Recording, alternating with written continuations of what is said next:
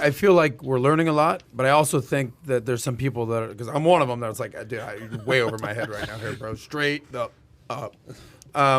So let's bring this down to just regular people out there. Yep. Most people are most people. I say this all the time. I gravitate towards personal finance. That's what I care about. Make your money, save that money, invest that money, yada, yada, yada. Yep.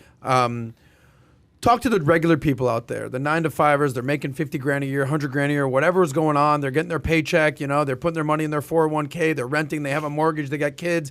Yada yada yada, freaking yada. And then you're like biddy bop and biddy cock and biddy da and Betty boop and da da da da.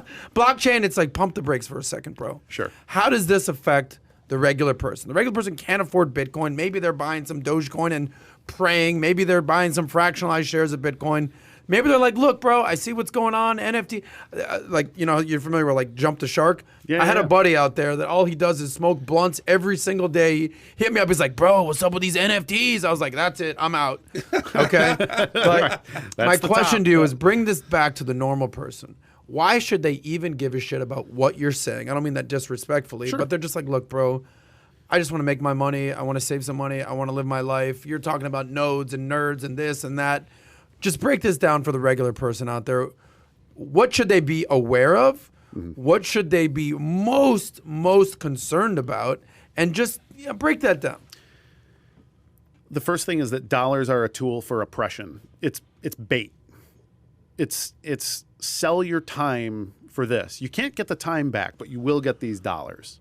And people do that. People work the 9-to-5 and they're commuting an hour each way and having their kids and doing 99% of people, not just regular this people. Everyone everybody. does that. This is essentially everybody. Yeah. But those dollars are losing value as they're sitting in your bank account. Inflation's killing our ability to purchase things. Now a year ago it was inflation's not a thing. Now it's inflation might be good, and here's why. And so this is something that we are. Which is total gaslighting, by the way. What they're doing, they're saying inflation is good. I mean, they're just trying to get middle America to say, okay, it's not a big deal. Right. Yeah. I mean, you've been talking about inflation for 6 months, man. I mean, you called it when Janet Yellen was like, it's only 1%. And you're like rolling your eyes. It's a mess. 4 years. It's a major 6.2%. It's a major It's tool usually of 2 to oppression. 3%. So it's double what it usually is. It's to make us rely on them. What Bitcoin does fundamentally is it gives us tools that allows me to do business with someone in South Carolina as easily as I can do business with someone in South Korea. And it makes it that I can bootstrap a business. I can be a fintech startup with a trivial amount of capital, as opposed to, all right, I need to write a thing. I need to go to some Silicon Valley venture capital. There's this whole process. But that's not the regular person out there. Remember, we're talking to regular people here. We're not talking Silicon Valley venture capitalists. But that's what I'm saying. That's the silo. That's the silo that a regular person can't ever broach. They can't get there. Okay. But with Bitcoin, you have the ability to create things of value in an hour's time on your own computer and sell these things for real value. You can do business on the Bitcoin network, much the same way that the internet allowed people to maybe create an eBay business on the side 15 years ago, right? Okay. Like, oh, wow, I've got extra income because I figured out that I can go buy, designer shoes at the resale shop and then sell them for 10x what I bought them for, right? That was a revolutionary little thing that the internet created for people. But Bitcoin is that much better because you can do it with digital assets. You can tokenize your own home, your own life, futures on your own ability to earn, things like that. It gives financial instruments that have been kept away from people forever, and it allows them to be in the hands of people to do micro lending. Let's say maybe you've got 50 grand that you've saved up because you've kept a bank account for 30 years working at your job.